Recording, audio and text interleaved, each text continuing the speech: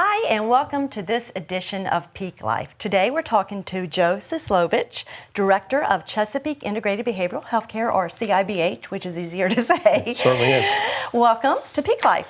Thank you for having me. Now tell me, what are some of the services for CIBH, in case somebody may not be aware?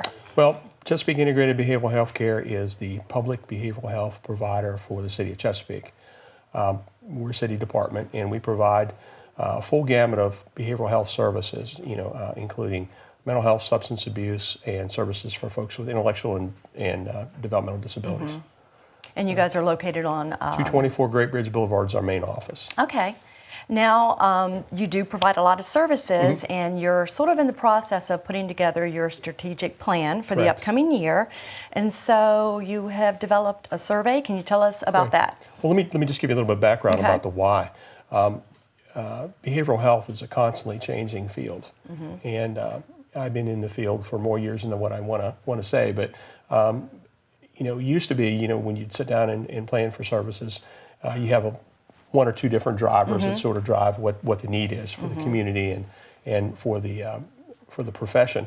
Right now, we have so many things going on that we want to make sure that in developing a strategic plan for the next 3 years, that we have as much wide input as we can. We've contracted with a company from Northern Virginia called Catoctin Services, and they are helping us with developing our strategic plan. So some of the things we've already done is we've had some focus groups with like my board of directors and key individuals in the city that they've interviewed, and had an opportunity just to say, hey, what do you think? Right. What direction we need to go? And from that, we put together the survey. Okay. And the survey is a pretty simple instrument. We have it done with SurveyMonkey. Some of the folks may understand. Right, which is a pretty common format. Format. And we have it in a sort of a step format. So we're going to get as much input from as many people as we can. And what we want to do is, when you log on to the website or take a picture of the QR with your camera phone, it'll pop right into the survey. And it'll ask you a couple simple questions like, are you an employee of the city?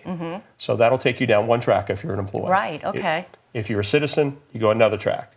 If you're a current client, then you go another track. And if you're an employee of CIBH, you go through another track. So it helps us get information from a lot of different areas. So you are sending this out to the public for input. And a lot of people may not even be aware of your services or may not use them, but they may in the future. Right, that's true. And I think what we want to do is we want to be able to capture the trends that are out there from the citizen's perspective. And I'll give you an example. One of the areas that we don't provide many services in are for our senior population. And if you look at the demographics of the city of Chesapeake, over the next couple of years, you're going to have a distinct increase in the number of folks who are aging. So what kinds of issues we might be able to address from them.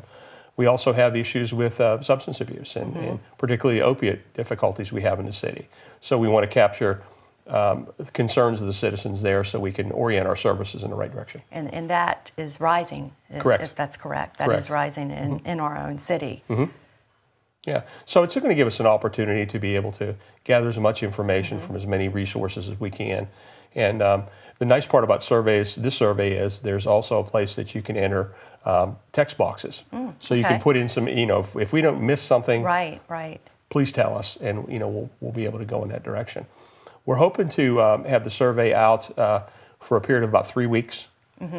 Besides advertising here on Channel 48, we're going to have it on social media and place posters in our lobby, in the libraries, and in the rec centers, and at City Hall, so that folks can just use their camera and click on the QR and do it. The survey's pretty brief, and because it's set up in a step format, oriented to what your population is, if you're a citizen or employee of the city, you don't have to answer all the questions. Okay. So it's focused on what we want to get from those different populations. So it sounds like there's a lot of thought that's gone into preparing this survey. Now, do you have dates set? Yeah, we're looking for January 7th through the 25th. And we wanted to take a 3-week snapshot, if you will, because you don't gain much by keeping a survey open much longer than that. Right. So good opportunity. So we want as many people to answer as we can.